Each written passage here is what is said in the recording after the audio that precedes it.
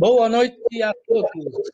Mais uma noite de encontro com o professor Walter de Andrade. Caminho para a iniciação. Boa noite. Boa noite a todos. O nosso irmão Carlos Nascimento, nosso irmão Eduardo, né? E estamos aqui reunidos novamente para os nossos estudos, né? E sempre lembrando, né, que já está em andamento o curso peregrino, né?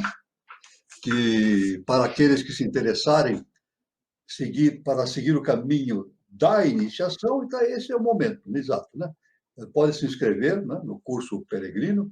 Nós estamos aí sempre dando, não sei se tem aí disponível a imagem do curso peregrino, mas pode ser feita inscrição através de e-mail, né? Através do e-mail, né?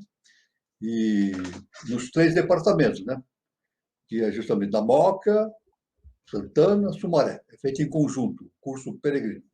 Esse curso peregrino é o primeiro, é o curso de introdução à eubiose, né? Depois tem mais 4 níveis, né? Totalizando 5 níveis, né? E a partir da conclusão desses 5 níveis, então a pessoa tem o direito de se filiar definitivamente à Sociedade Brasileira de Eubiose e, claro, ter a possibilidade de ter acesso a todas as atividades da eubiose, né, como ritualísticas, reuniões específicas de estudos, e pode consultar as revelações do nosso mestre, professor Henrique José de Souza, e assim por diante. Então, está um convite, né? Aqueles interessados em seguir o caminho da iniciação, que façam a sua inscrição no curso peregrino. Então, sempre lembrando que a eubiose segue rigidamente, justamente, o caminho iniciático das idades, né? Todos os postulados e os fundamentos da ciência iniciática das idades, né? Isso é muito importante deixar bem claro isso, né? Então, está feito o convite, né? Para todos, né? Para os interessados. Eu quero dizer também que todas as lives que nós produzimos no sábado e na terça-feira ficam gravados, né, no YouTube, né, os vídeos, e as pessoas podem consultar, né, isso fica para sempre lá, pode consultar, rever e ver quantas vezes quiser, né, no YouTube, né. É só acessar pelo Facebook, né, pelo YouTube, acessar como Canal 3005.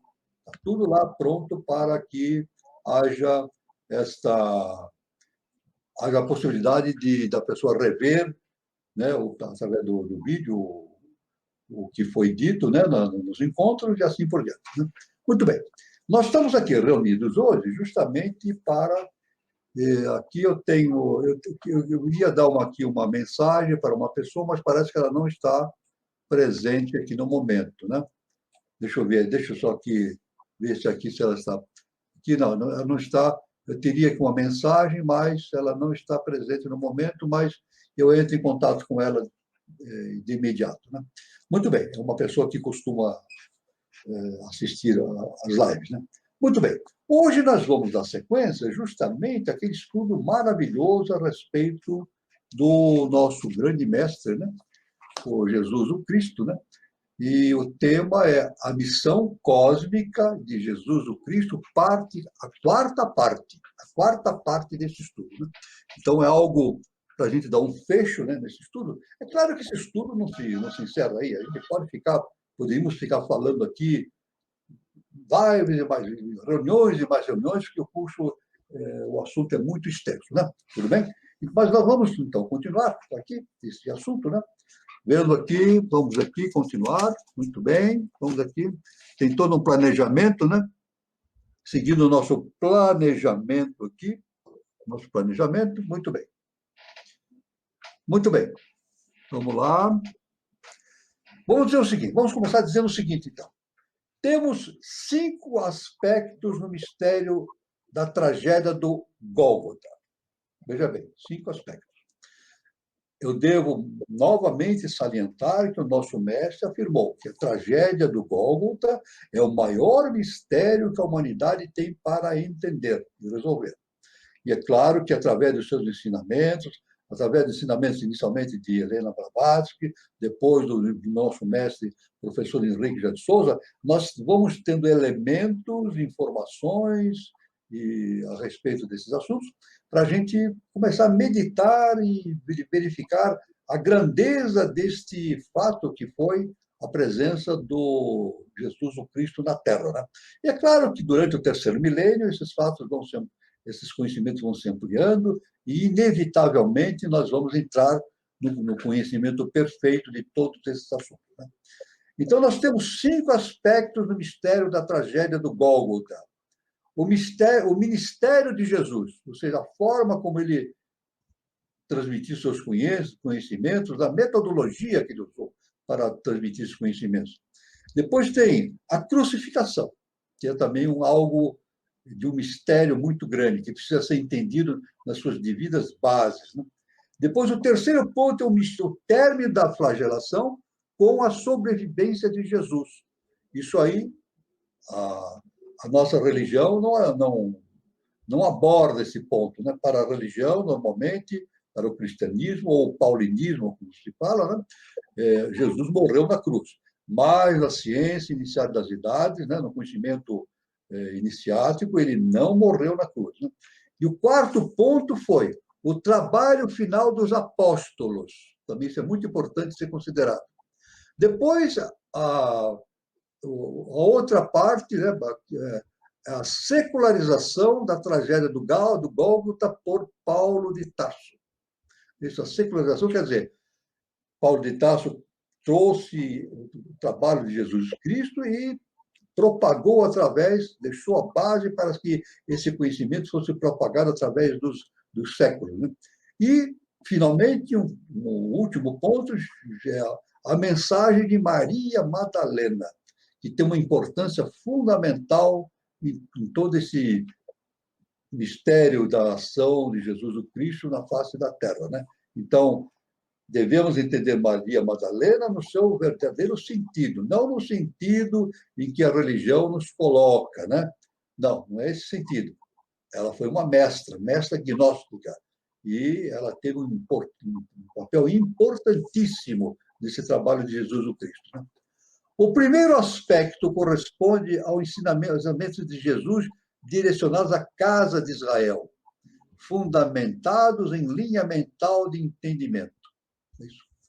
O segundo aspecto corresponde à não aceitação dos ensinamentos pela casa de Israel e a lei universal, acionando a segunda opção, a alternativa, definindo perspectivas históricas e evolutivas para o planeta. O terceiro aspecto que nós estamos envolvendo corresponde à sobrevivência física de Jesus, ou seja, Jesus sobreviveu ao martírio, fisicamente, né? E ao surgimento da base doutrinária dogmática da teologia ocidental. O quarto aspecto corresponde ao trabalho de Paulo de Tarso, a pregação alternativa para o mundo gentil, de forma não mais mental, mas de maneira emocional, baseado na utilização dos dogmas. E, finalmente, o quinto aspecto, Maria Madalena, né, corresponde ao trabalho de Maria Madalena como mensageira pelo mental através dos cátaros, povo cristão que seguia ao afetivo na Europa Ocidental entre os anos 1100 e 1200. Então, nós sabemos que, depois da tragédia do Gólgota, Cristo sobreviveu a essa tragédia e Maria Madalena ela veio para o sul da França, e lá surgiu essa corrente, né, chamada dos cátaros, que até hoje existe na França, no sul da França. Né?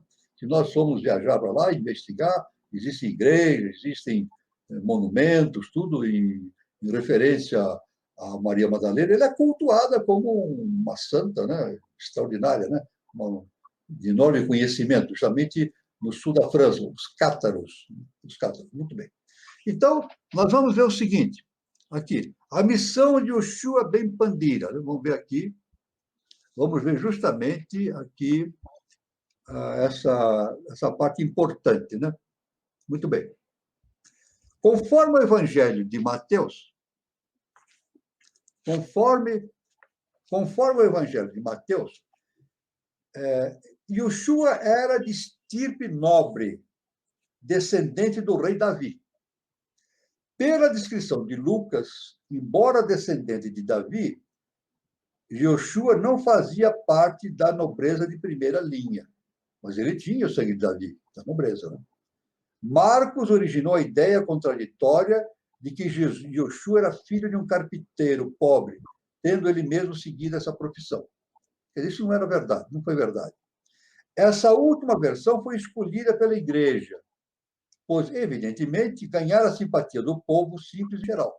Quer dizer, a igreja optou por esta imagem de Jesus carpinteiro, né, para justamente captar a imagem do povo, né, da simplicidade, da falta de recursos, etc. Né? Então, a gente vê que é uma parte emocional. Né? Mas Jesus não, Jesus era de estirpe nobre, ele vinha da casa de Davi. Assim como Buda também era nobre, né? Ele nasceu num palácio, o pai dele era rei. Então, a ciência iniciática das idades mostra quase sempre uma realidade diferente daquela que o dogma prega. A história correta corresponde à versão de Mateus, de que Yoshua era um príncipe de Davi, ou seja, um Messias davídico, de linguagem nobre. Veja bem, então já temos um título específico. Era um Messias davídico. Veja só que importante. Né? De acordo com os conhecimentos transcendentais, existia ainda um Messias sacerdotal. Olha, nós vamos entrar agora num assunto muito importante. Né? Existia o Messias sacerdotal, sendo que esses dois seres, o davídico e o sacerdotal, compunham as duas faces do mistério. Então, basicamente, veja bem, não era um Jesus só, eram dois. A ciência iniciática das idades nos afirma isso. É isso. Existem documentos hoje, né? Como estou dizendo, os manuscritos do Mar Morto, tem uma série de evidências a esse respeito. Dois, então, o Messias davídico, que era o Yoshua ben Pandira, e o Messias sacerdotal, como nós vamos analisar agora. No fim da década de 1940, e durante os anos de 1950, foi encontrada em caverna de Qumran, na região do Mar Morto, uma coleção de centenas de textos e fragmentos que constituem o que se conhece por manuscritos do Mar Morto. Aí já começamos já a entrar com uma outra visão, né, nessa descoberta na década de 40, 50, com os manuscritos do Mar Morto. Né? Esses manuscritos foram preparados por comunidade de judeus, conhecida como essênios, que viveu na região de Qumran desde o século II a.C. até por volta do ano 70. Então, existia esse grupo, né? Essa ordem dos essênios. Isso aí foi dado como certo justamente pelos escritos do Mar Morto. É isso que nós estamos apresentando. Né? Entre esses manuscritos estavam parte do Antigo Testamento, livros chamados apócrifos, e manuais que continham regras que norteavam o funcionamento da seita dos essênios. Esses documentos estão hoje guardados no Santuário do Livro no Santuário do Livro, no Museu de Israel, em Jerusalém. Veja bem, então esses estão justamente guardados lá neste museu, né, os manuscritos do Mar Morto. Então, nós vamos continuar agora. Vendo aqui uma parte muito interessante, né? Muito interessante aqui. Um momentinho só, é isso? Um momentinho só, é isso? Muito bem. Aqui, um momentinho só. Pode fazer um comentário, irmão Carlos?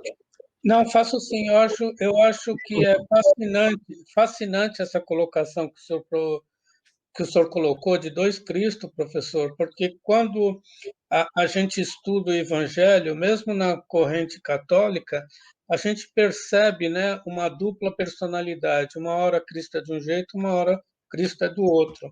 Inclusive, tem uma pergunta do Júlio Teixeira, professor. Seria Jefferson o sacerdotal? Exatamente, exatamente. Esse aí que exatamente isso aí que é importante, né? Jefferson, exatamente. Mas isso nós vamos ver agora, né? Vamos ver agora nós vamos seguir, né? Vamos seguir aqui. Vamos ver aqui. Até um momentinho. Aqui está. Momentinho só, por favor. Momentinho. Que tem uma informação aqui muito importante, né? Muito importante. Um momentinho. É Aqui, porque os mistérios são muito, né, professor? Quanto mais clareza exatamente.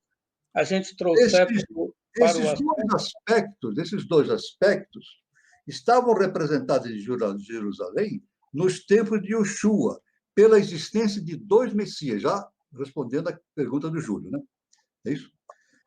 Pela presença de dois Messias, como já comentamos, um Messias davídico, que era o próprio Yoshua, com função temporal, e um Messias sacerdotal que vivia entre os essênios. Então, veja bem, aí já é uma coisa. Existiu o Messias davídico e um Messias que vivia entre os essênios.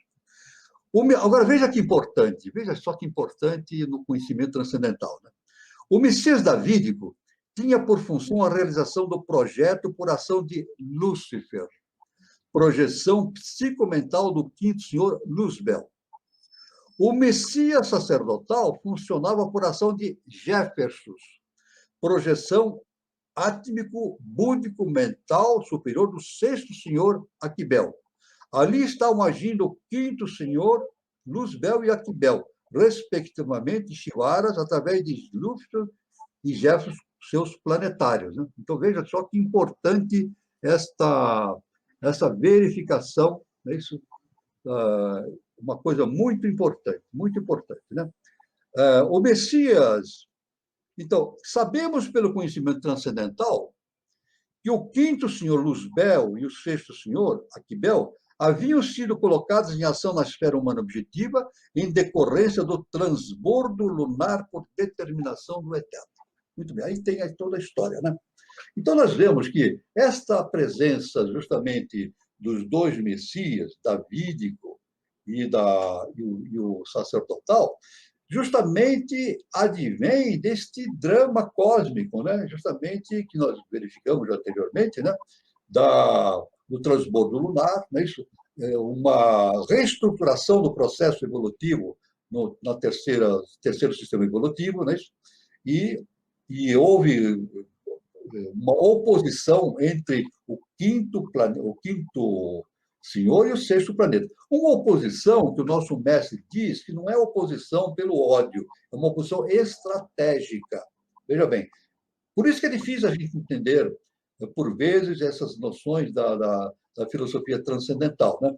Porque ela tem uma conotação, nos mostrada através de uma linguagem simbólica, mas ela tem uma conotação superior, que a gente deve encarar verificando todo o processo da cosmogênese e da antropogênese.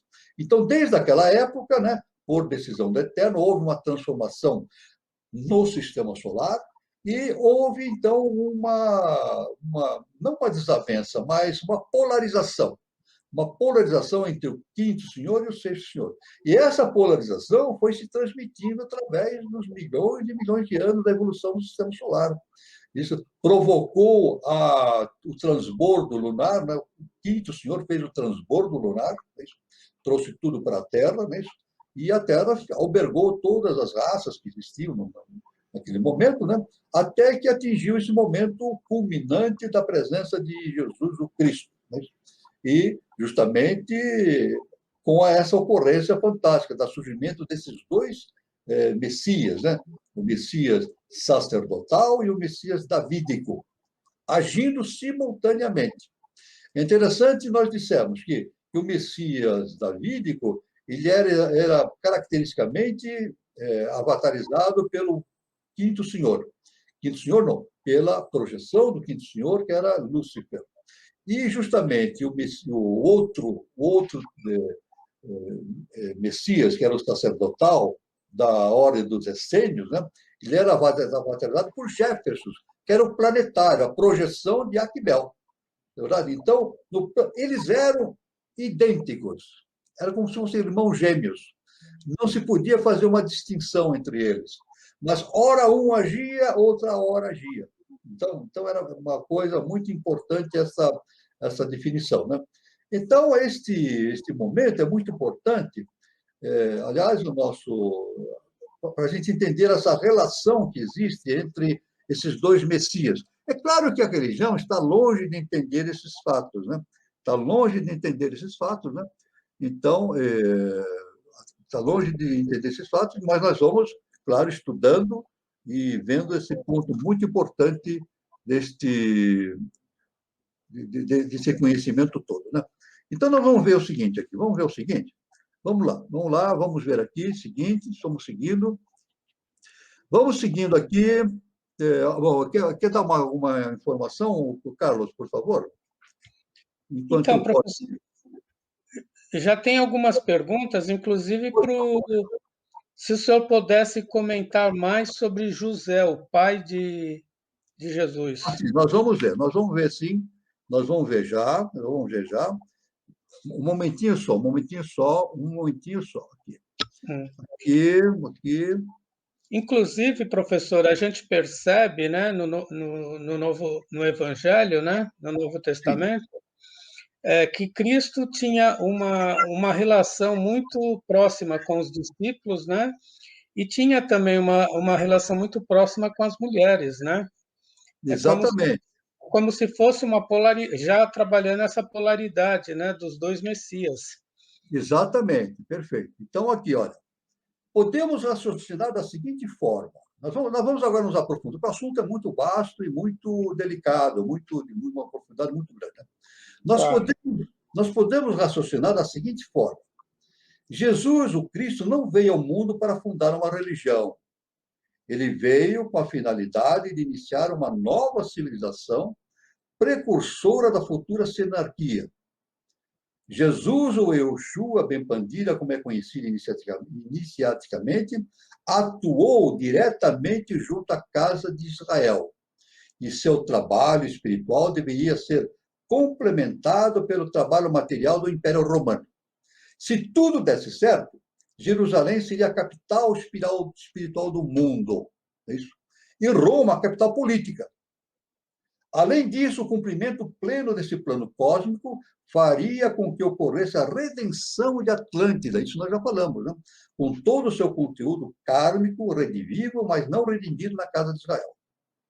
Como vimos, por falha humana, hierárquica, assúrica, dos componentes da casa de Israel, o plano não foi cumprido, ficando Paulo de Tarso incumbido por lei cósmica de manter a ideia do Cristo viva no mundo ocidental. Essa foi a função do Paulo de Tarso, como nós já falamos em encontro anterior, né? Ele pegou aquela parte mental do Cristo, aquele ensinamento mental, e transformou num aspecto emocional, porque casava com a mentalidade que existia no mundo ocidental. Seria impossível pregar exatamente como Cristo pregava no meio de pessoas que se comportavam de maneira emocional, né?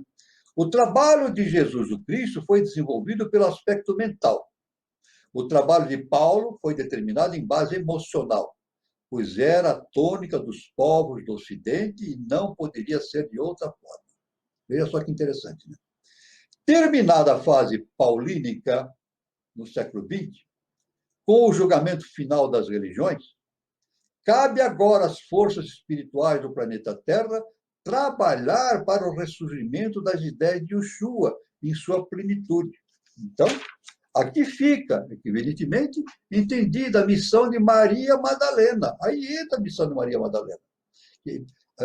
A religião não dá toda essa importância para Maria Madalena, né?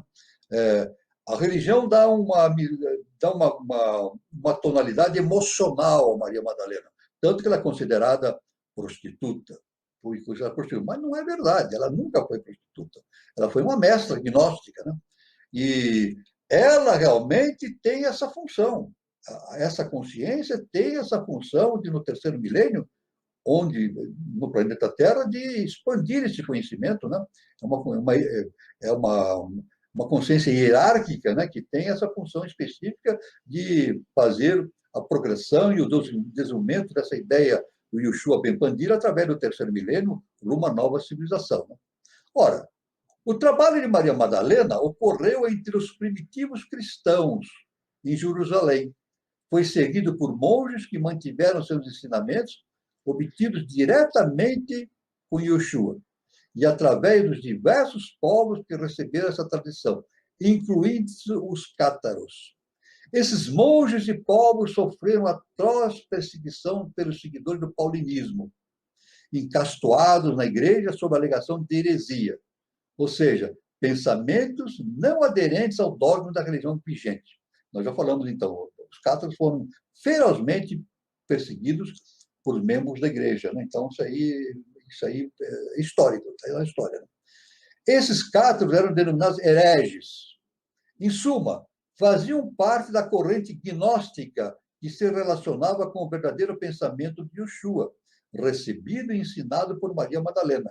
Veja bem, olha só que interessante. Veja só que interessante. Nós já falamos isso em live anterior, né?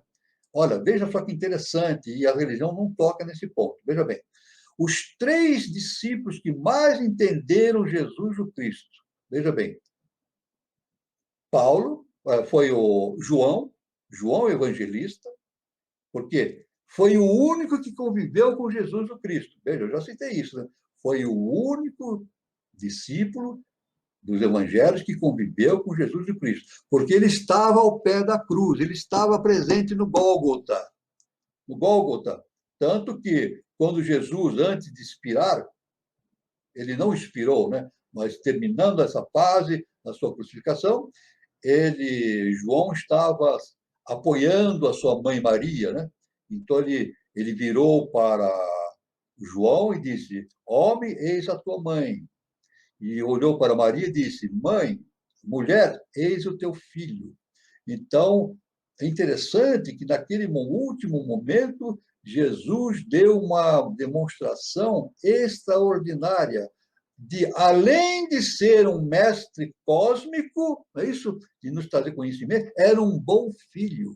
Era um bom filho. Ele deixou a sua mãe aos cuidados de João Evangelista. E foi o único realmente que escreveu um evangelho muito mais adequado à consciência do Cristo do que os outros. Os outros evangelistas viveram muito depois, não conviveram com Jesus, não conheceram Jesus Cristo. Eles escreveram o evangelho, os outros 3 evangelistas, 60 anos depois, 60, 70 anos depois. Como que eles escreveram? Através das informações de Paulo de Tarso. Paulo de Tarso passou as informações para eles, e eles, então, escreveram os evangelhos. Não é verdade? Então, na verdade, pelo estudo dos evangelhos, nós vamos ver que o João é aquele que mais dá a visão exata do Cristo como relacionado com o Pai Celestial, né? Isso é muito importante. Então, são os 3 discípulos mais importantes Todos são importantes, né? Mas os que mais entenderam Jesus, olha, justamente João, Judas, por mais incrível, ele é perseguido ele realmente sofre perseguições, né? Ele é uma figura totalmente execrada, né, da religião como o traidor, mas não foi isso, não foi isso. Ele não traiu Jesus Cristo, ele fez o necessário, ele tinha que fazer aquilo. Alguém tinha que fazer isso. E ele fez de uma maneira que ele não suportou e se matou. Mas ele tinha que fazer isso, porque o Calvário tinha que ser realizado. Era determinação superior, ele tinha que ser realizado. E Maria Madalena, né? Então, Maria Madalena, porque era ela que sabia mais sobre as ideias de Jesus Cristo do que os outros apóstolos. Né? Tanto que o próprio Pedro ele tinha um certo ciúme de Maria Madalena. Isso está no Evangelho. Ele tinha ciúmes, porque ele dizia: como é que Jesus fala para Maria Madalena e não conta para nós? Né? Então, ele se jogava assim, meio de lado. Né? Mas não é, porque era da lei. Maria Madalena tinha essa condição. Né? E Maria Madalena era rica, ela tinha dinheiro. É isso. Vinha de Magdala. Magnala, né?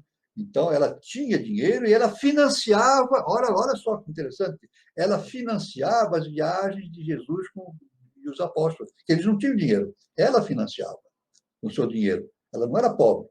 Então, tudo isso são fatos que vão se revelando através do tempo, não só através dos manuscritos do Mar Morto, mas também de outros evangelhos apócrifos descobertos na África, né? Na África foram descobertos também escritos apócrifos. Então, isso aí vem trazendo, vai dando luz, vai dando entendimento a uma nova visão do Cristo com relação aos seus apóstolos e assim por diante. Isso é uma coisa importantíssima, né? No século XXI, então, fica definido o trabalho de Maria Madalena, que deve continuar por ela, esteja em que plano estiver, e através de todos os que estão em sintonia com a verdadeira essência do pensamento de Yeshua, e esse plano deve se estender por todo o terceiro milênio. Olha só a importância do trabalho de Maria Madalena, né?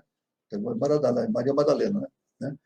A par do trabalho do contingente considerado genuinamente cristão, também teremos cada vez mais a expansão no Ocidente do pensamento filosófico e psicológico de Siddhartha Gautama, o Buda. Tem-se como meta o desenvolvimento da harmonização do pensamento de Jesus Cristo com o pensamento de Siddhartha Gautama, o Buda, para o surgimento, através dessa interação filosófica, de uma nova visão humanística no planeta Terra. Então, isso aí vai ser algo extraordinário, né?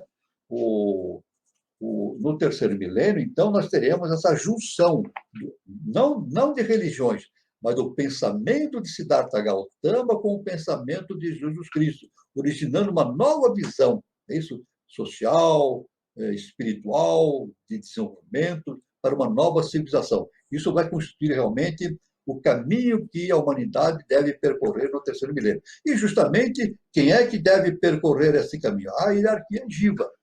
A hierarquia Jiva, né? Predominantemente caracterizado por uma elite espiritual, isso justamente da quinta raça-mãe, ariana.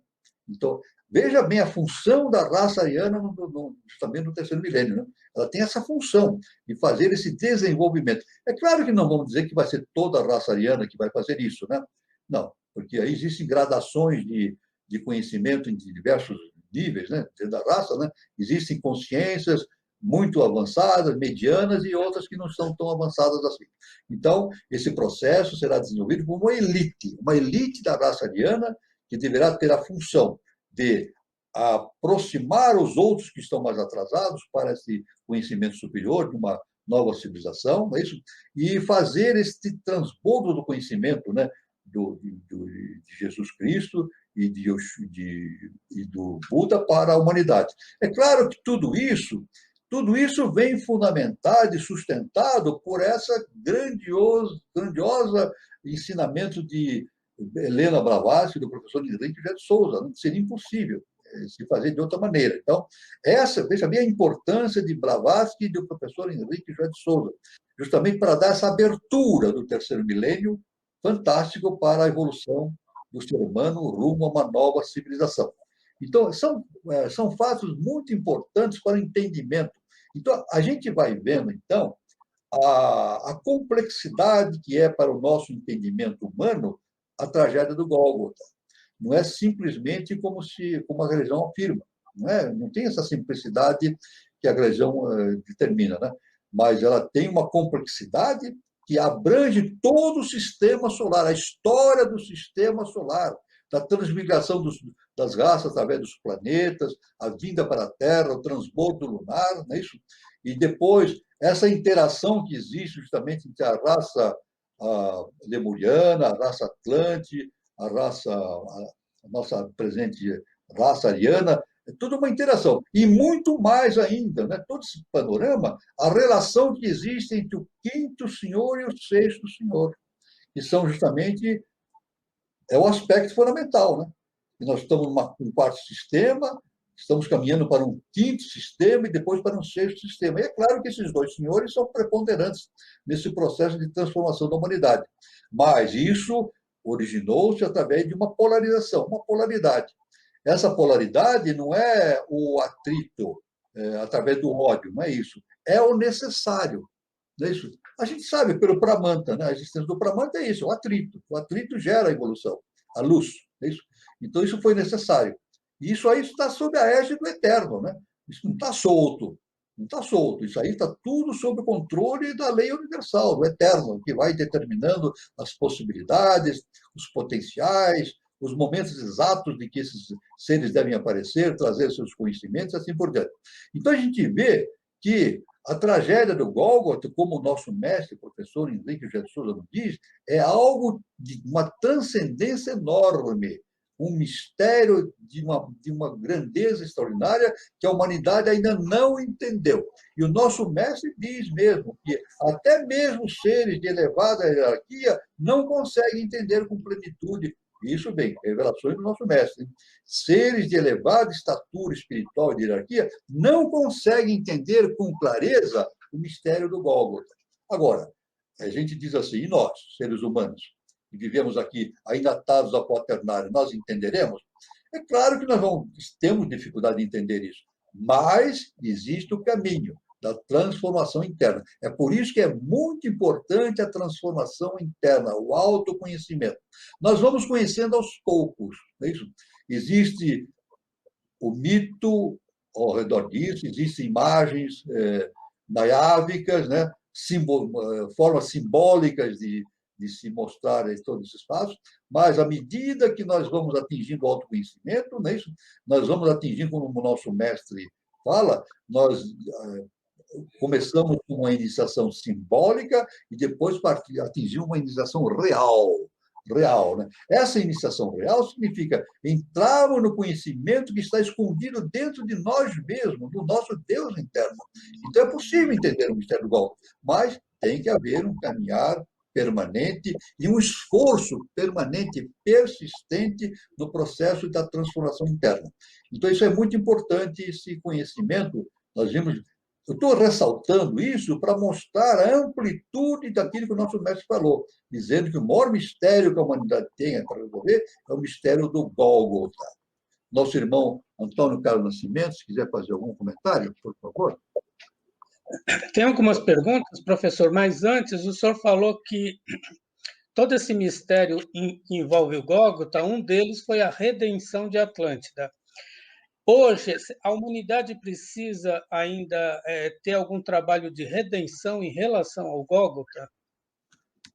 Não, veja bem, olha, agora vamos analisar de uma maneira bastante profunda. Né?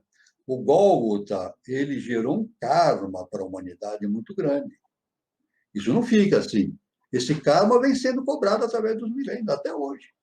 Esse karma vem sendo cobrado. Eu não vou especificar agora exatamente, porque existem vários eventos que aconteceram na humanidade, né? E esse karma fica pendente, ele vai sendo cobrado. É necessário, é a lei universal, não é verdade? Então, esse progredir das coisas, ele vai, esse processo vai acontecendo. É isso. Por quê? Porque as hierarquias agiram naquela época, né? As próprias hierarquias foram redimidas.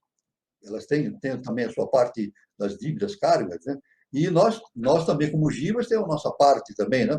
E todos aqueles que estiveram presentes no martírio do Cristo têm o seu karma, né?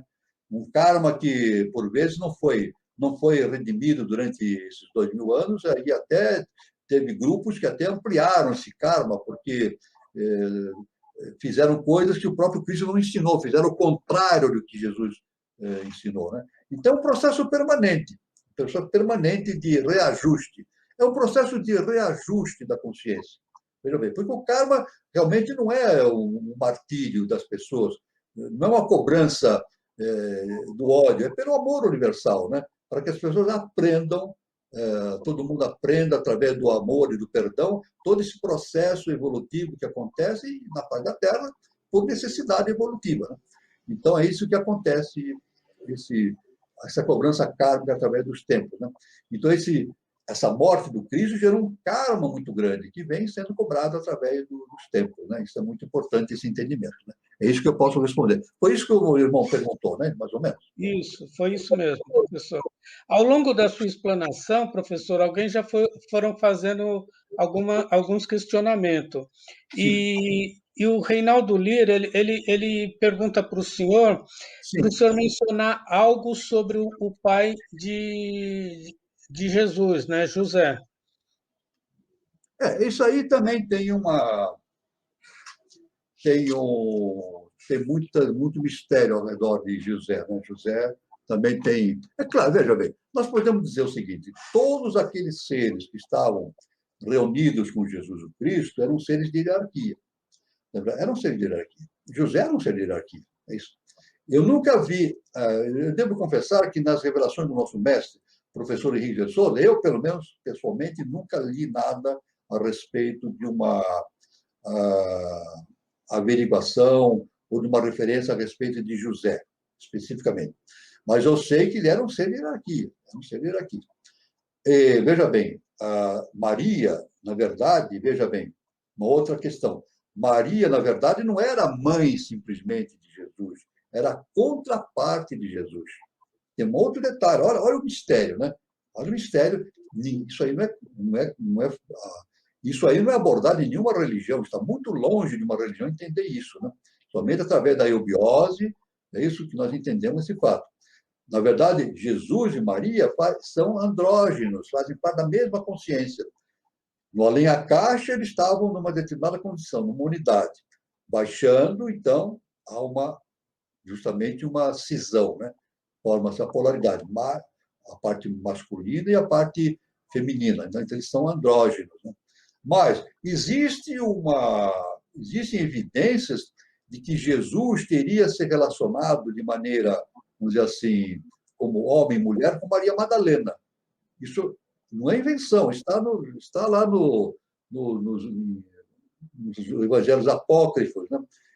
Então, Maria Madalena tinha essa função. Né? É claro, se tudo desse certo, Maria Madalena teria uma função extraordinária, né? Como tem, né? Mas praticamente na difusão dos conhecimentos do Cristo. Né? Agora, a respeito de José, teríamos que estudar mais, pegar mais informações a respeito. Né? Mas, com certeza, ele foi, indubitavelmente, um ser de hierarquia. Né? Mas nas revelações do nosso mestre, eu nunca li nada especificamente a respeito de José especificamente. Né? Quer dizer, faz parte do mistério. Né? Eu não citado, muitos fatos não são mostrados, mas eu devo dizer que muitas coisas que o nosso mestre nos ensina também, além de velados, não chegou o momento de nós recebermos essa informação também. Tem mais esse detalhe. Né? A pessoa diz assim, as revelações do mestre, Henrique de Souza, mas ele nos traz as revelações que cabem na nossa cabeça, na verdade. Aquelas que são adequadas para o momento atual, na verdade. Então, essa é a resposta que eu posso dar para o nosso irmão a respeito de José, o pai, né? Então, é o que eu posso dizer a respeito disso. Né? Era um ser de hierarquia, senão ele não estaria ali. Né? Aliás, Maria teria que ser um ser de hierarquia, né? Porque a estrutura espiritual dela teria que estar adequada para gerar um Cristo. Né? A vibração dele é muito alta, né? E o Jesus o Cristo não podia ser gerado por uma mulher, qualquer mulher, né? Porque existia um grande impacto vibratório disso aí. Tanto que no Evangelho diz que Jesus foi gerado pelo Divino Espírito Santo. Né? Veja bem, diz assim, Jesus, Yeshua, foi gerado pelo Divino Espírito Santo. É isso? Então, muitos dizem que Jesus não foi gerado através de uma ação sexual. É isso? Por isso que Maria Virgem. Maria Virgem. Mas isso tudo tem outras explicações também, né? Tem outra explicação. A virgindade de Maria não se relaciona à virgindade dela física, mas sim ao segundo plano, né? Ao segundo plano, ao segundo trono. Né? A virgindade das águas, as águas virginais. Não é isso? Então, Maria, mar. Não é isso? O que é Maria? Vem de mare. Não é isso? E isso em Gênesis, o próprio autor de Gênesis diz que o Espírito de Deus pairava sobre as águas. E essas águas nunca tinham sido tocadas eram águas virginais. Aí veio o conceito da virgindade de Maria. Maria, como significado, a expressão do segundo trono, e na eubiose a gente chama de Alamirá, não é isso? Na eubiose dá-se o nome de Alamirá, não é isso? Então, o segundo trono, aí vem a virgindade de Maria, não é isso? Nunca antes tocada, então o Espírito de Deus vem, toca nas águas virginais e origina os universos. Então, o primeiro trono vem, toca no segundo trono, não é isso? E origina os universos ali, todos os sistemas evolutivos. Então, isso aí a gente vê a imensidão que tem esse conhecimento de toda essa estrutura da história desses seres extraordinários, esses mestres, né? E, fundamentalmente, essa história do nosso mestre Jesus. Né? É isso que eu posso dizer, pelo menos por enquanto. O professor Walter, o Tarcísio Espósito, ele faz uma colaboração, né? Ah, tá.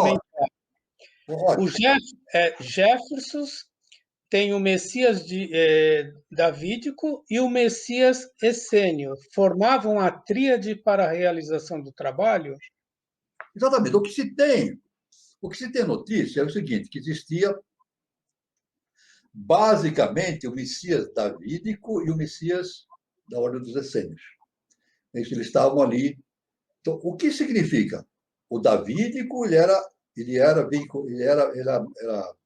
veículo de Lúcifer, do Quinto Senhor. E o dos Essênios era veículo de Jefferson, o planetário do Sexto Senhor Aquibel. Mas eles se revezavam. Né? Aí nós vemos que o Messias davídico era o rigor, porque através de Lúcifer ele agia com rigor. E o Messias da casa, o Messias sacerdotal, era o amor.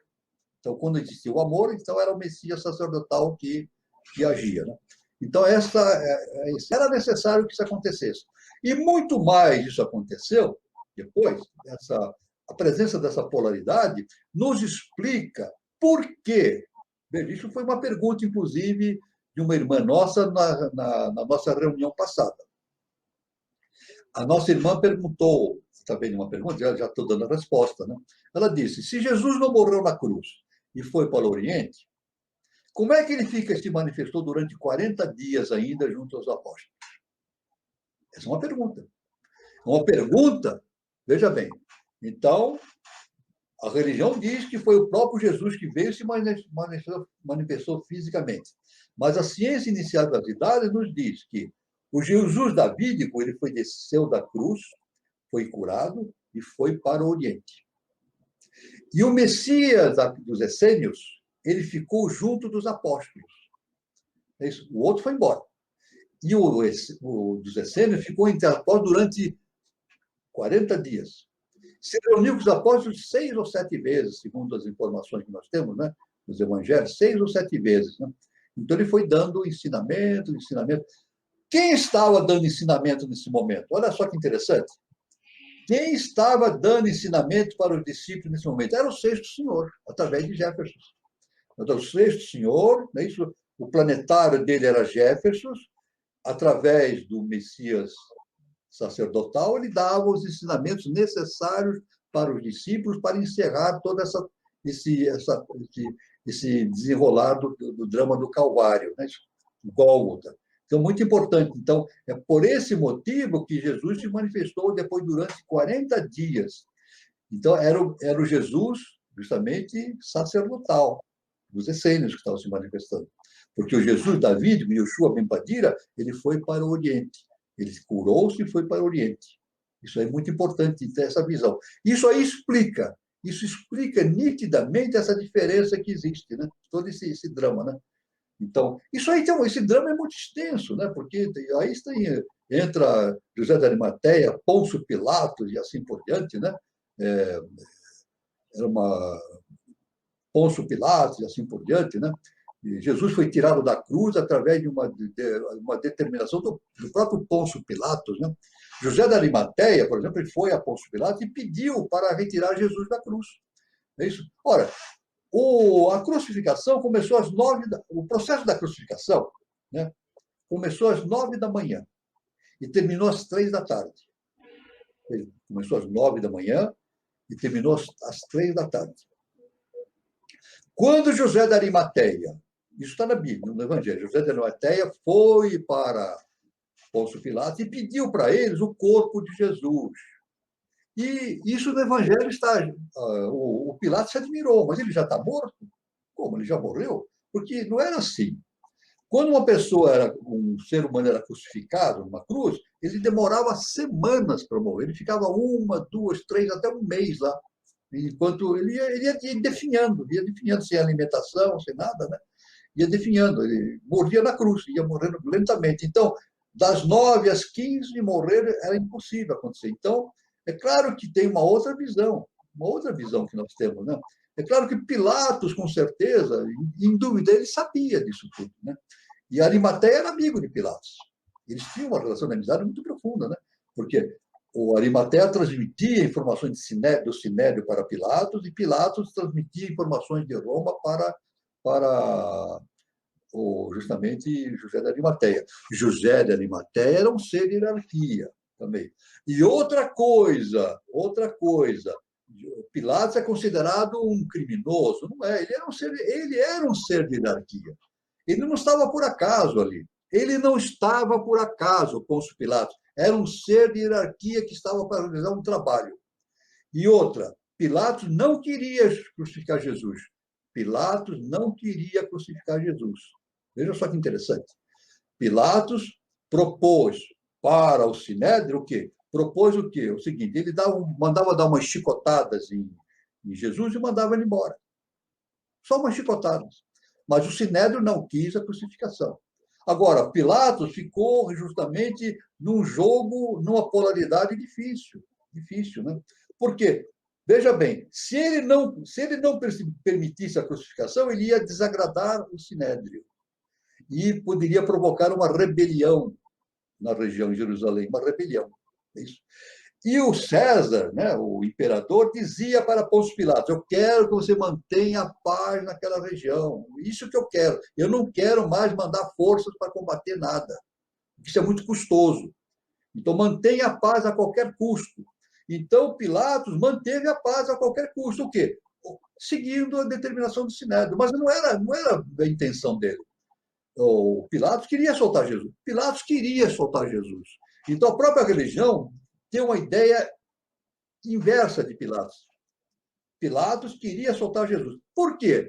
Porque Jesus não representava nenhum perigo para Roma. Olha só, veja bem. Né? Eu vejo muitos relatos, muitos dizendo que Roma crucificou Jesus. Mentira, não foi verdade. Quem crucificou foi a casa de Israel. Roma não estava aí. Aliás, Jesus era muito útil para Roma.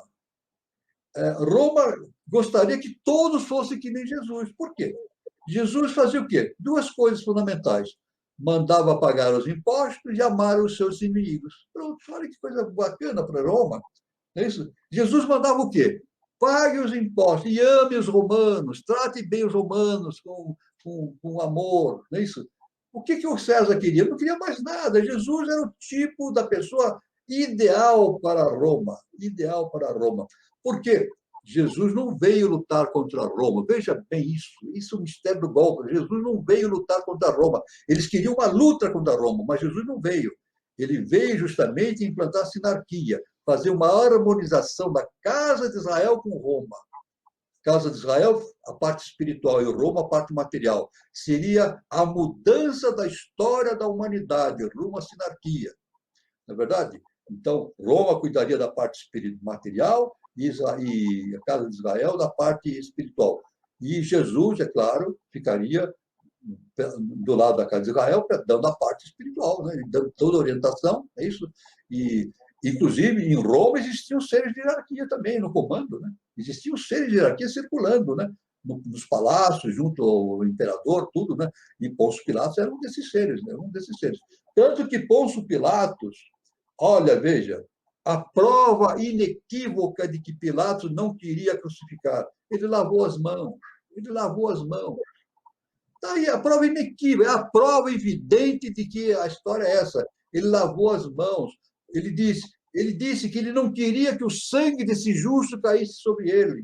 Ele não queria que o sangue desse justo caísse sobre ele. E mais, a esposa de Pilatos era cristã. Mais outra, mais outra. A esposa de Pilatos, ela seguia Jesus Cristo, ela acreditava em Jesus. Tem mais esse detalhe, que devia ser uma mulher de hierarquia também. Tem muitos filmes que contam esse fato todo, né?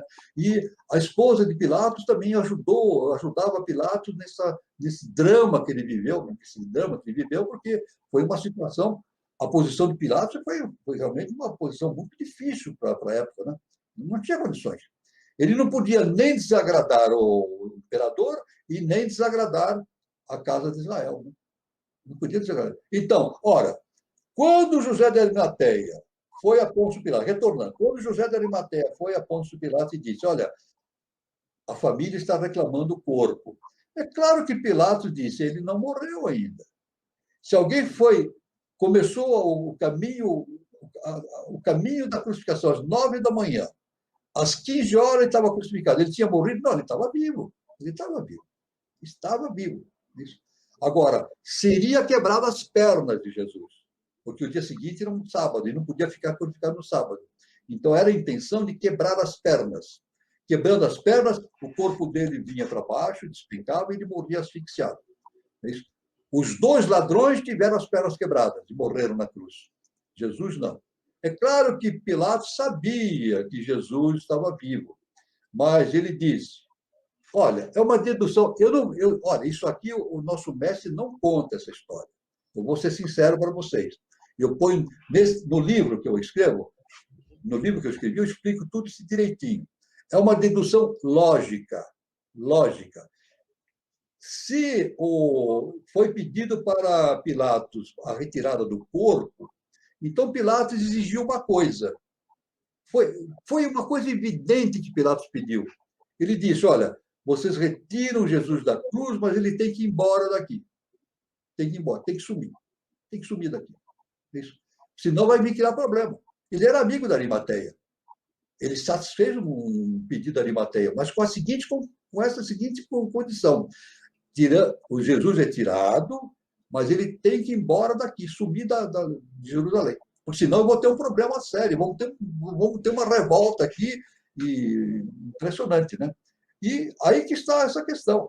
E todos sabiam disso. Olha, José de Arimateia sabia disso, Pôncio Pilatos sabia, Maria Madalena sabia, a mãe dele sabia, todos que conviviam com Jesus mais proximamente sabiam dele, menos os discípulos. Menos os discípulos. Maria sabia que Jesus não tinha morrido na cruz, mas ela disse que viu Jesus ressuscitado. Então, quem criou essa maia foi Maria. Ela viu Jesus ressuscitado, mas ela sabia que ele estava vivo. Ela sabia, pois ele foi levado. Olha, eu vou dizer o seguinte, olha, o nosso mestre, isso o nosso mestre fala. O nosso mestre, revelação do mestre. Jesus não morreu na cruz. Nosso mestre, professor Henrique de Souza, o que eu estou falando, eu não estou inventando. Veja bem, o nosso mestre diz, Jesus não morreu na cruz. Mas existem outras informações através da teosofia também. Através da teosofia existem informações que Jesus não morreu na cruz e que ele foi para o Oriente. Isso, então, o nosso mestre diz que ele estava muito machucado, muito machucado. E quem estava tratando dele não tinha condições de curá-lo. Maria, José de Maria de Mateia, Maria Madalena, não tinha condições. Não tinha condições. Era muito precário, né? O tratamento. Que medicina que tinha? Não existia medicina nenhuma. Ele estava muito machucado. Então, o nosso mestre disse que sim, ele desceu para Duarte. Desceu para Duarte, através de um processo de magia, eles fizeram a reconstituição do corpo. Magia, né? Os seres de hierarquia conseguem fazer isso. Reconstituir o corpo dele. Por quê? Porque ele tinha um karma. Eu estou falando do Cristo. Já não estou falando do Cristo, estou falando de Jesus. Yoshua Ben Pandira. Ele resgatou seu karma, como nós dissemos, ele tinha um karma a ser cumprido, resgatou seu karma, foi curado fisicamente e foi para o Oriente. Dizem as tradições que ele foi para o Oriente com a mãe, Maria, e Maria morreu no meio do caminho. E lá ele viveu até muitos anos, né, de existência, né? Muitos anos de existência. Então, veja bem como o trama do Calvário é algo muito sério, muito complicado. É claro que Maria Madalena sabia de tudo. Mas ela não contou nem para os discípulos. Os discípulos ficaram com isso na cabeça, de que Jesus morreu na cruz. É isso?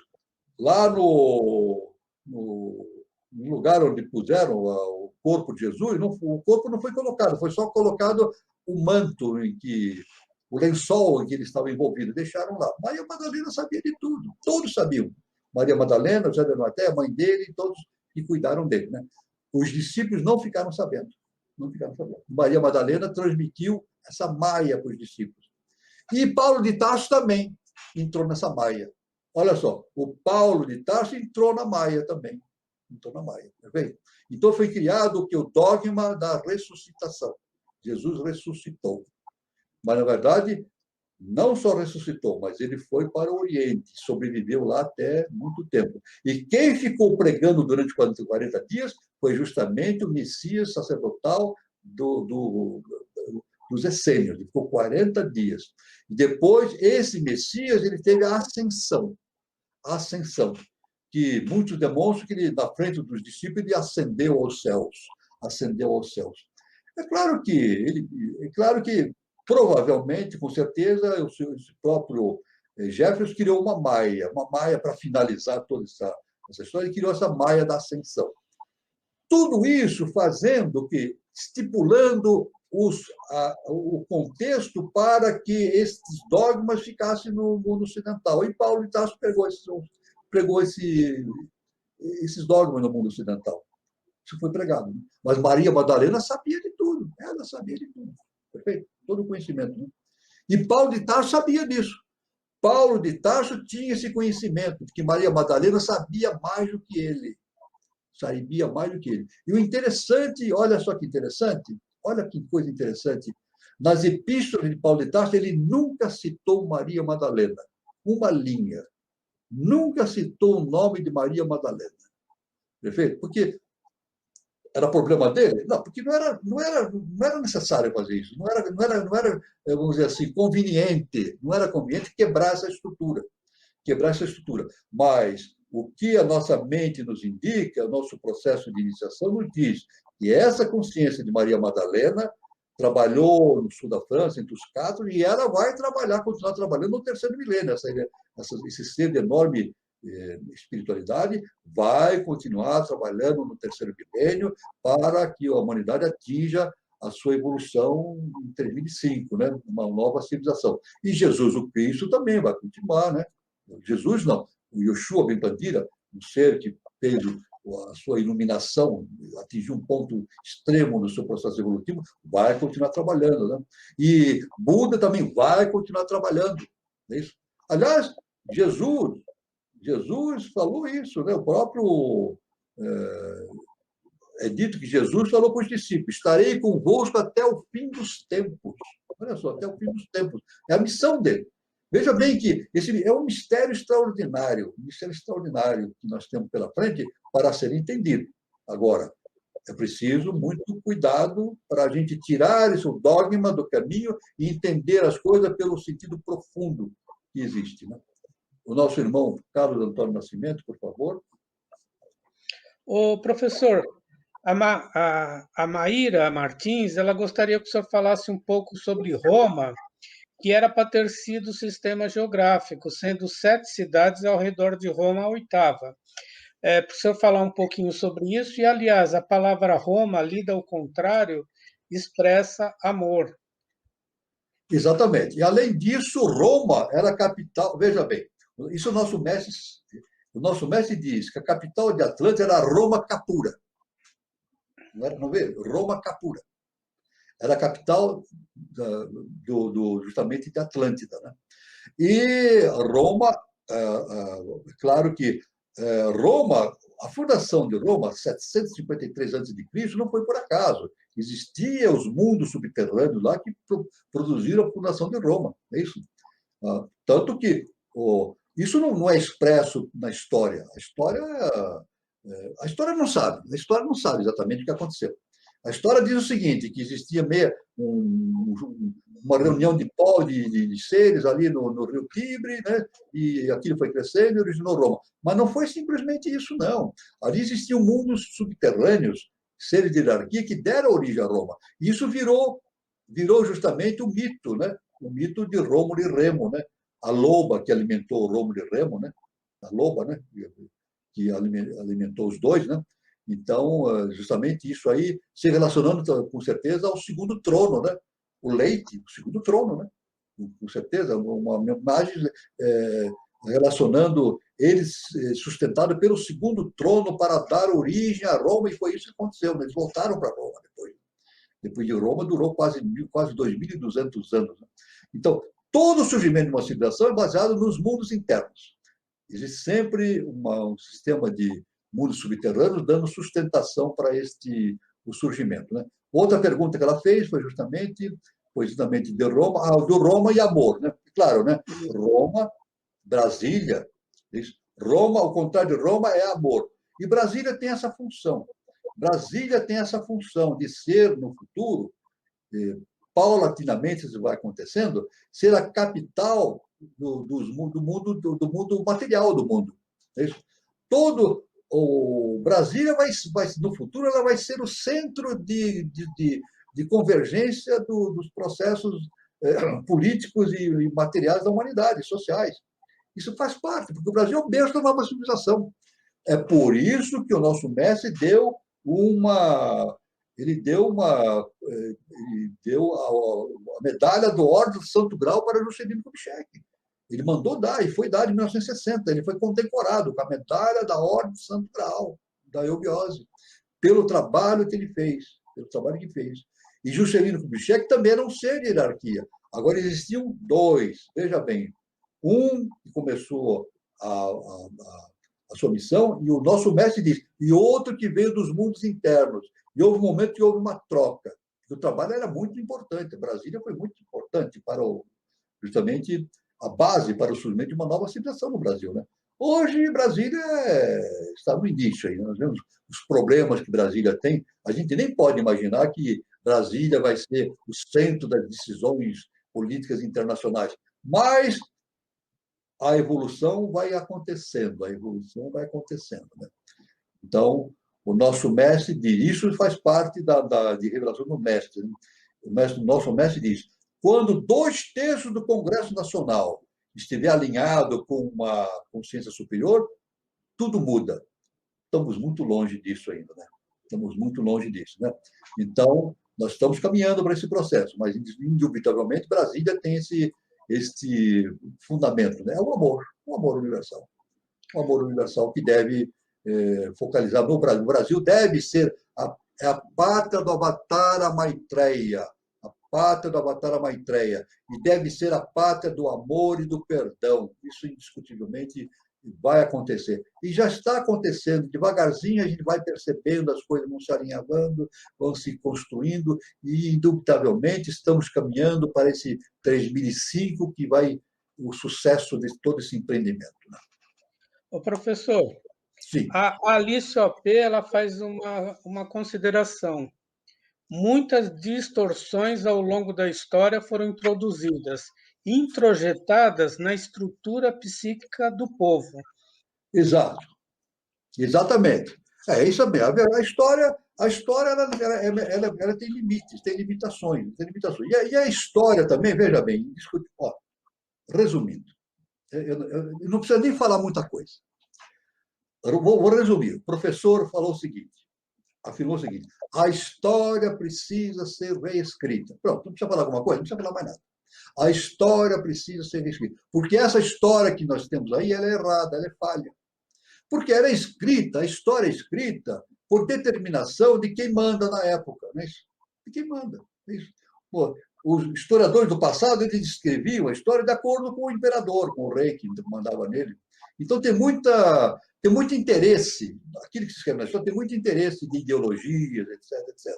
Então, a história precisa ser reescrita. A verdadeira história ainda vai aparecer. Mas eu só quero agora finalizar, estamos caminhando para. Eu queria finalizar dando umas informações importantes sobre os essênios. Os essênios esperavam a vinda de um Messias, ao qual chamavam de mestre da justiça e intérprete da lei. Através da leitura dos manuscritos do Mar Morto, na Palestina, próximo às ruínas de Qumran, A seita desse nome esperava o surgimento de dois Messias, um da linha sacerdotal e outro da linha temporal. Escute, isso está escrito nos manuscritos do Mar Morto. Veja bem, interessante. Messias sacerdotal viria com a finalidade de promover a união perfeita entre os homens e Deus. O Messias esperado era o Messias sacerdotal, mas ao lado dele surge um príncipe da linha de Davi, ou ungido, rei de Israel. Esse deveria restaurar o reino de Deus e proteger os fracos e oprimidos. Seria o vencedor do poder tirano e o verdadeiro condutor do povo, o guerreiro de Deus e um grande juiz. Né? Então, nós temos aí as duas faces do mistério. Veja como é a grandeza do mistério do Gólgota. É um mistério enorme. É por isso que o nosso mestre diz, o mistério do Gólgota precisa ser decifrado pela humanidade. As duas faces do mistério. Né? O príncipe de Davi, ou ainda o Messias davídico, e o Messias sacerdotal aparece atualmente na leitura de Qumran, mostrando, sem dúvida alguma, as duas faces que compunham aquele mistério.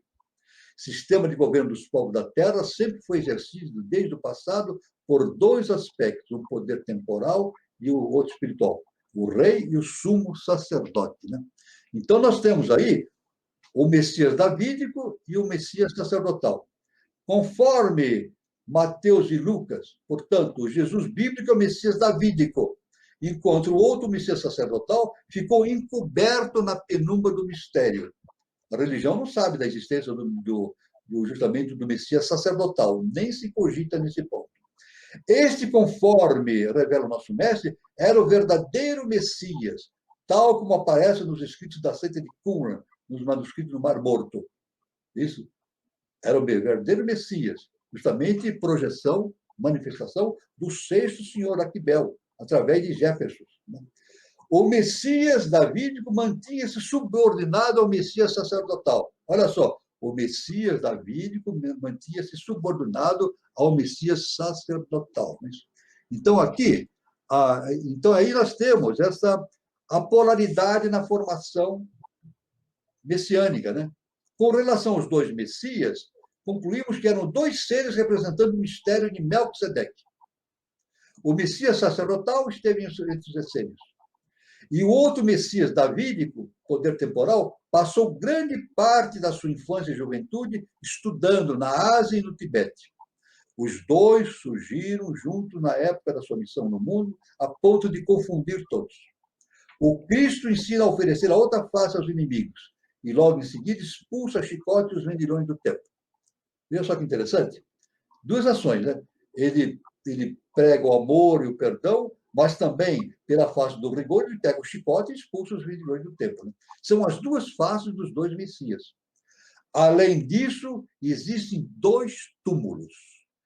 Aí, respondendo a uma questão, abordando uma questão que o nosso irmão Júlio abordou na reunião passada. Né? Existem dois túmulos de Jesus, um em Jerusalém e outro em Sinagar. Veja bem, existe um túmulo do Messias sacerdotal em Jerusalém. Ninguém sabe disso. Isso está oculto pelos véus maiávicos. Né? Cabe ao discípulo meditar sobre esse mistério, buscando o entendimento do significado da grandiosa vida do Bodhisattva Yoshua Ben Pandira, chegando a partir daí ao completo conhecimento do mistério da manifestação de todos os avatares. Então, veja bem, existem dois túmulos. O túmulo do Messias sacerdotal está em Jerusalém. Ninguém sabe disso. E o túmulo do Messias Davi não está em Jerusalém, está lá em Sinagar. A ciência considera, a religião considera que existe um túmulo em Jerusalém de Jesus, mas isso faz parte do dogma. Não existe esse túmulo. Isso é imaginação. Imaginação da religião. Não existe. O túmulo de Jesus, Yeshua, está em Sinagar. Agora, o túmulo do outro Jesus, que era da ordem dos essênios, está em Jerusalém, mas ninguém sabe. Isso não é divulgado, faz parte do mistério. Isso faz parte do mistério do Gólgota. Veja só que importante. Olha bem, isso é apenas aquilo que nos é revelado. fora aquilo que a nossa consciência ainda não consegue entender. Tem muita coisa ainda para a gente desvendar, né? Isso é apenas, por isso que eu digo, eu já falei numa live anterior, estamos abordando apenas a superfície do assunto, né? A superfície, ou seja, aquilo que a nossa consciência humana consegue ver ainda como uma penumbra, né? Uma coisa muito ainda superficial, né? Mas o entendimento é muito mais profundo do que isso e somente o autoconhecimento poderá desvendar totalmente esse autoconhecimento, esse conhecimento do mistério do Gólgota. Carlos Antônio Nascimento, por favor, se tiver alguma pergunta. O professor, o Júlio Teixeira faz uma provocação. Sim. Mais um escarneciam que os sangues desse justo caía sobre os filhos. E aí vem o Hitler. O Hitler seria um cobrador de impostos sobre esse karma? O Hitler foi. O Hitler, Isso. O Hitler veio fazer uma função do terceiro logos. Do terceiro logos. Não é isso? Do terceiro logos. O que é? O primeiro logos é o fundamento da manifestação. Né? O segundo logos é a manutenção, cuida da manutenção. E o terceiro logos, ele faz a transformação das coisas. O Hitler ele veio fazer a transformação das coisas. Olha, por mais incrível que pareça, ele teve uma função de lei. Uma função de lei, veja. Mas uma função que se manifestou pelo lado anti-evolutivo, kármico. Foi uma cobrança kármica. A Primeira Guerra Mundial e a Segunda foi uma cobrança kármica terrível. Aliás, tudo é cobrança kármica. Nós não podemos imaginar que um sofrimento humano surja por acaso. Né? O nosso mestre diz, o acaso não existe. Não existe. Não existe. Eu sempre falo para os alunos, e nas palestras, eu digo assim, não existem vítimas no universo. Olha o que eu estou falando. Não existem vítimas no universo. Se eu supuser que existem vítimas, eu tenho que renegar Deus. Então, Deus não é justo. Não existem vítimas. Nada acontece por acaso. Então, aquele processo da Segunda Guerra foi uma cobrança kármica. E o Hitler fez um trabalho que ele tinha que fazer. Agora, claro que ele foi avatarizado, inclusive, né? Ele foi avatarizado por um ser que é dito um ser das trevas, né? Que é dito, né? Mas ele foi avatarizado, né? E aí tem, o professor conta, o nosso mestre conta. O nosso mestre é fantástico, ele traz à luz todo esse conhecimento que a gente fica patinando nesses conhecimentos, tendo ideias ideológicas, etc., mas ele clareia tudo muito, muito, deixa muito claro. Né? Então, o Hitler foi um cobrador kármico, foi um cobrador kármico. Enfim, foi realmente. Veja bem, uma coisa, uma conclusão que eu cheguei, e todos chegarão a essa conclusão. É isso. Se Hitler não tivesse feito a guerra, olha só, veja se vocês concordam comigo ou não. Se Hitler tivesse trabalhado pela Alemanha e não tivesse feito a guerra, hoje a Alemanha seria a maior potência do mundo. Não seria os Estados Unidos. Viu? Porque ele tinha essa capacidade de organizar. Ele levantou a Alemanha, né? Levantou a Alemanha daquele panorama de caos que ela tinha e conseguiu. Mas só que ele levantou a Alemanha em direção da guerra. Veja bem, ele levantou a Alemanha em direção da guerra. Ele ficou 12 anos trabalhando, preparando a guerra. E a guerra durou de 39 a 45, 6 anos. Né? Então, foi a destruição. Porque era a função dele.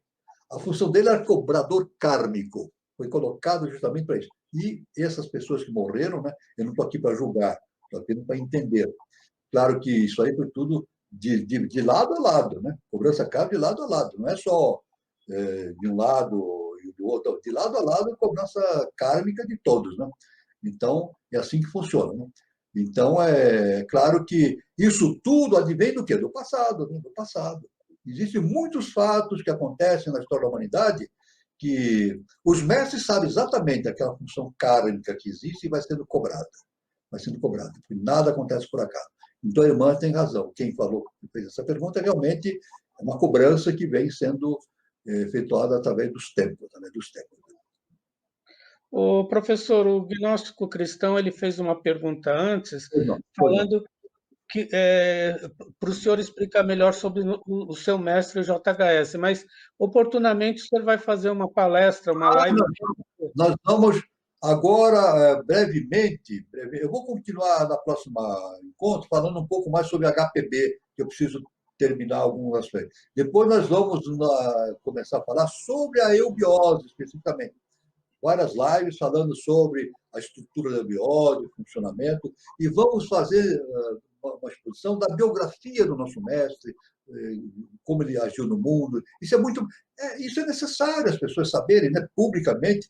Quer dizer, existem fatos de enorme transcendência que o mestre ensina apenas para os discípulos que tenha já a estrutura para poder entender através da transformação interna. Né? Mas existem outros fatos que a humanidade precisa conhecer, né? Os seus mestres. Precisa conhecer a história dos seus mestres, o trabalho que eles realizam. Então, isso proximamente nós vamos entrar nesse ponto, falar sobre a eubiose e falar especificamente sobre o trabalho do nosso augusto mestre, o professor Henrique José de Souza. E ele quer saber se já existe no manuscrito do Mar Morto algo que cita sobre os dois Messias. Existe, no Mar Morto que apareceu. No Mar Morto, no manuscrito do Mar Morto, existem indícios, fatos da existência dos dois Messias. Justamente a partir daí. No Mar Morto existe. É claro que na filosofia transcendental, na ciência e nas idades, a gente sabe disso.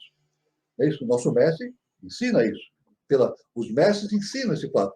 Mas no manuscrito do Mar Morto, isso está lá também. Né?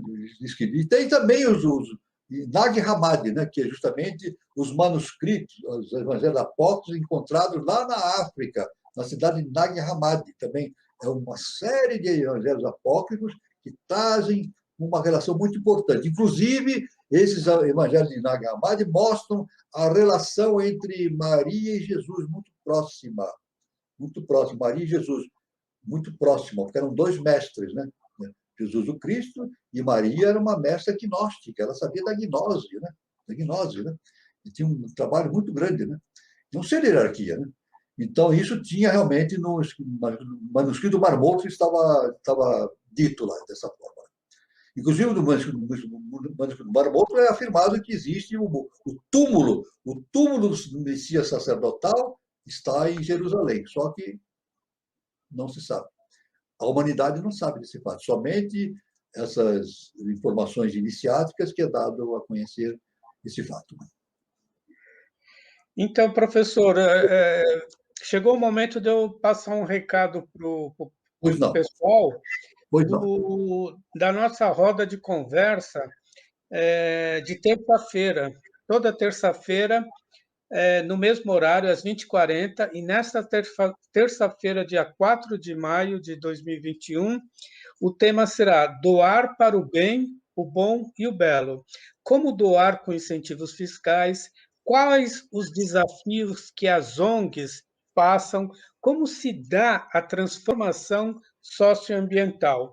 E os colaboradores são o Maico Campos, tá, de Tubarão, Santa Catarina, iniciação ao piano infantil, Fernando Lessa, do Instituto Cultural JHS, de São Bernardo, São Paulo, Sérgio Auro de Souza e Educare Aracá, em São Lourenço, Minas Gerais, e Eduardo Nunes também falando como contador, falando sobre esse incentivo do imposto de renda.